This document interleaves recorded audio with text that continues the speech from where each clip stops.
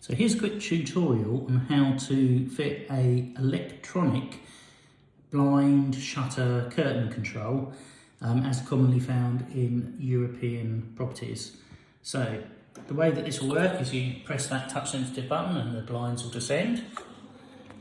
You've got a middle pause button and you have a button at the top that doubles as a low light indicator, but also as a open blind.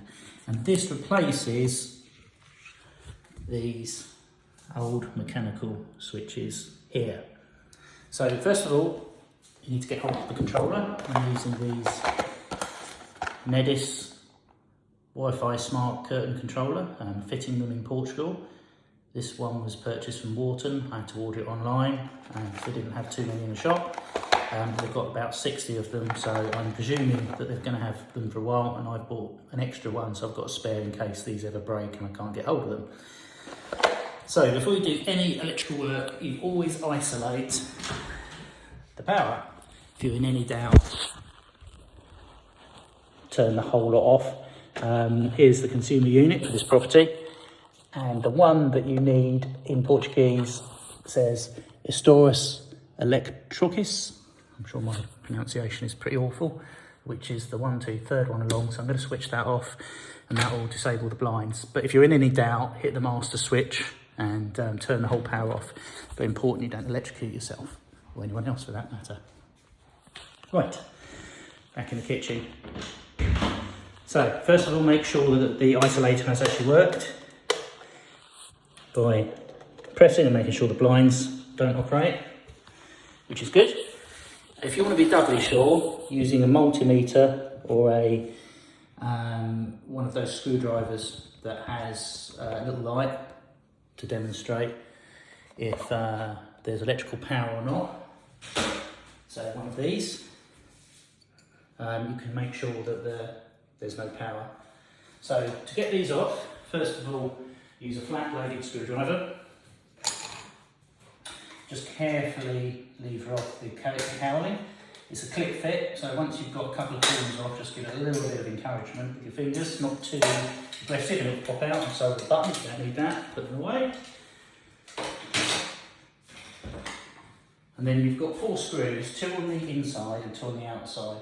It's the outside ones you want to undo. And it doesn't matter if you undo the inside ones, but they're not the bit that's holding on the plastic faceplate. So, once that's out, you can pull it out. Here's the point: if you want it to be doubly sure, you can use your mains tester to make sure on these you can see the terminals on the front, and you can just press the top just to make sure that there's no electricity anywhere. That's just in case they switch to neutral rather than live, which should never happen, but you don't know. So, you've got the switch itself and you can see the wires going into that.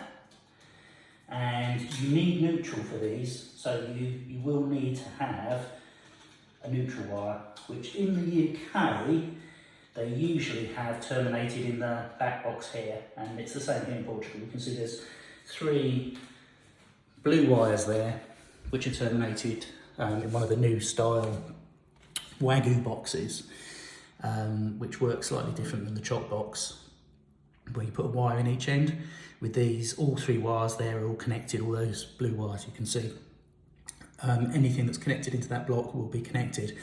So we're going to take a neutral out of there and we're going to feed it into the switch because we need that, whereas the mechanical switches don't need that neutral. But we've got one there, so that's not a problem. If you don't have a neutral, you're going to have to find someone from somewhere, so either drag it across from another switch. So you notice there's a switch there. Or from the consumer unit, and that's probably a job for a professional electrician if you don't have neutral. So it's always worth checking before you buy the switches, just pop one of these off. Now, when you look at the actual connections, you'll see that there are 2 black ones here.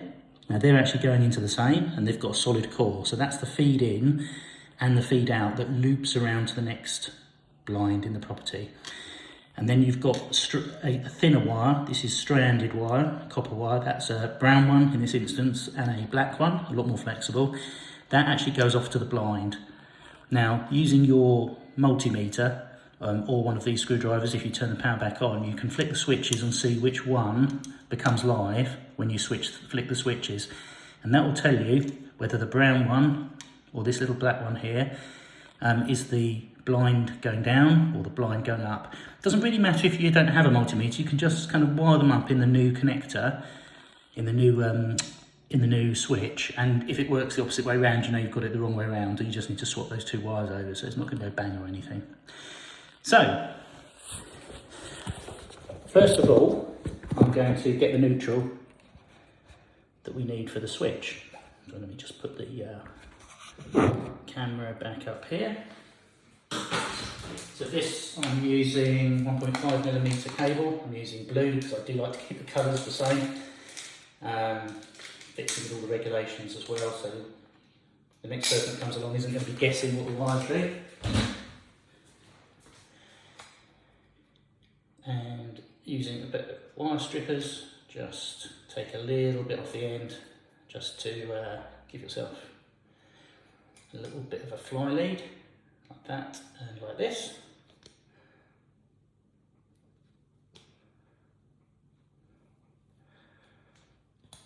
There we go. And what I've been doing is just getting the little block connector, which you can see here. One of the wires is stranded, which probably goes to the blind anyway. And I've just been lifting the little tab up on the block connector. I shall show you that a bit closer there. You can see once that, let's get that around there. Once that pops up, that little wire will come out.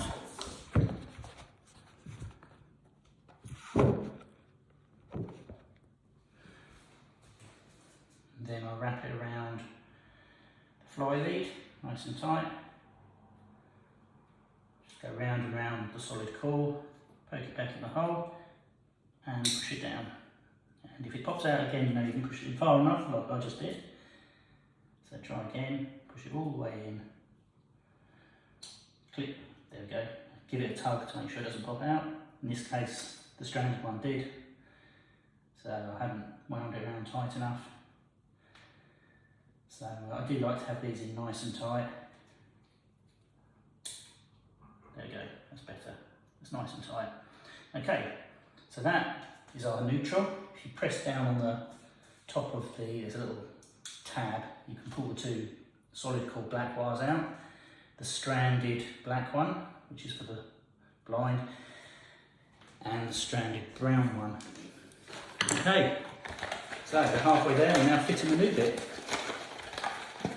So like most of these Wi-Fi type controllers,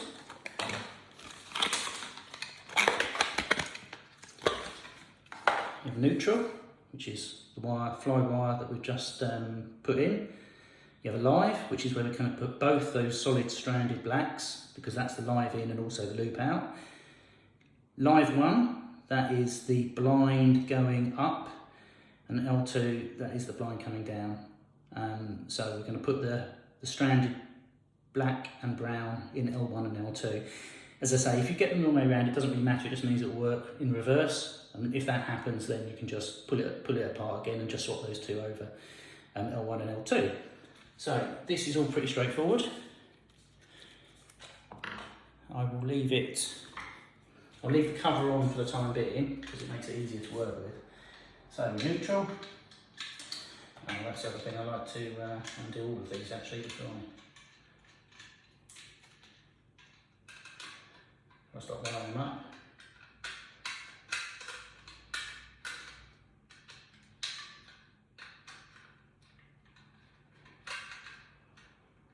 The live in and loop needs to be undone a little bit more so you can get both of those solid cores in.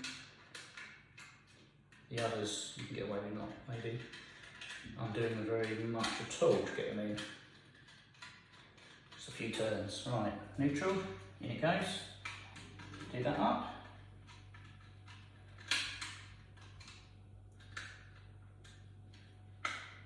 Give it a tug, that's fine.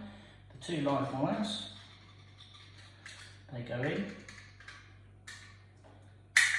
Sometimes they cut a little bit long, the actual conductor, and so you'll find when you push them into these these Wi-Fi switches,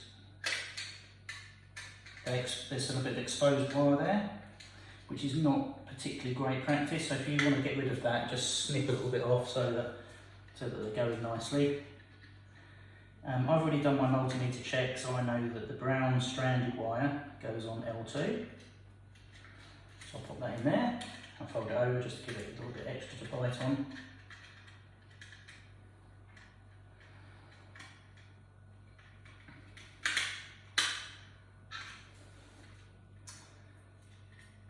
Then L2, that was in L1. L2 is the black stranded wire, that's going in there now.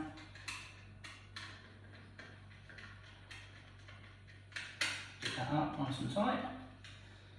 And when I say nice and tight, so that you can't pull the wire out, not so tight that you strip the little plastic connectors, not that strong. Right, okay, so when you've finished, it should look something like that.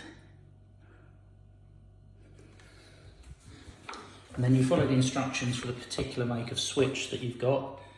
On this one, you just carefully insert a screwdriver into two little slots at the bottom and just lever it apart carefully because you don't want to break when you switch. And then what happens is the front pops off.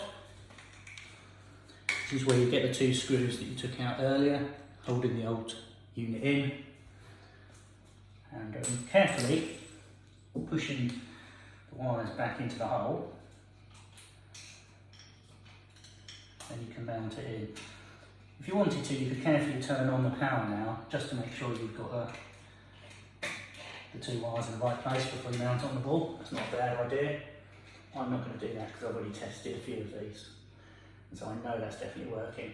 Alright, so that gets mounted on the wall now. Then you just clip the front on, and then using an application like Smart Life, you connect them up. Now when you turn this particular one on, it's in pairing mode already. The top blue light is flashing quickly, which means it's ready to be paired. So in Smart Life, you just go to the top right hand corner, say add a new device. You scroll down about 3 or 4 sections until it gets to the part that says add a new curtain switch, Wi-Fi, not Bluetooth, Wi-Fi for this one. Put that on. And then once you've done that, it should link up. You can call it what you like. You can add routines. You can program them so that you can ask Siri to say open blinds, close blinds, and they'll all work together. If you want to, you can have a master one as well that says if you turn this one to pause, shut, or open, it opens all of them in the property. You can link them together in a scene that enables that to be done. And there's loads of tutorials on the internet to show that. So hopefully that has shown how you remove one of the old mechanical switches, you put a new Wi-Fi in, how you establish which wires go where, and a real demonstration of a typical Portuguese property of what the wire colours will look like when you're dealing with that. Hopefully that's been helpful.